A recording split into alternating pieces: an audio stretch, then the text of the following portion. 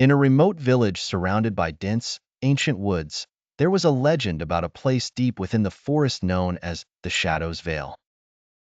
The villagers spoke of it in hushed tones, warning that those who ventured too far into the woods at night would find themselves lost in the vale, never to return. One evening, a young man named Thomas, skeptical of the old tales, decided to prove the legend wrong.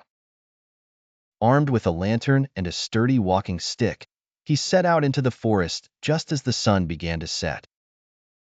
The trees loomed overhead, their twisted branches blocking out the fading light, casting the path into an eerie twilight.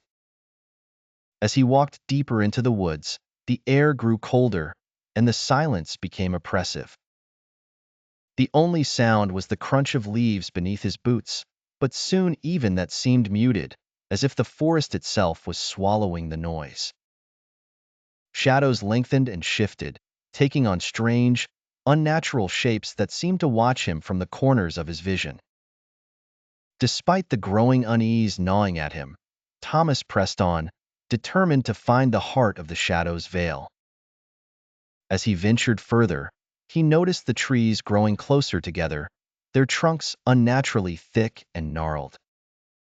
The path ahead seemed to narrow, twisting in ways that defied logic, leading him in circles.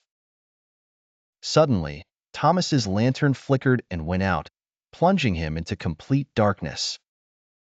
Panic surged through him as he fumbled with the lantern, trying to relight it, but the darkness was thick and suffocating, almost tangible. Then, from the darkness, he heard a whisper, faint at first, but growing louder, more insistent. It was a voice unlike any he had ever heard, speaking in a language he couldn't understand. The voice seemed to come from all around him, echoing through the trees, each word resonating with an unnatural power that sent shivers down his spine.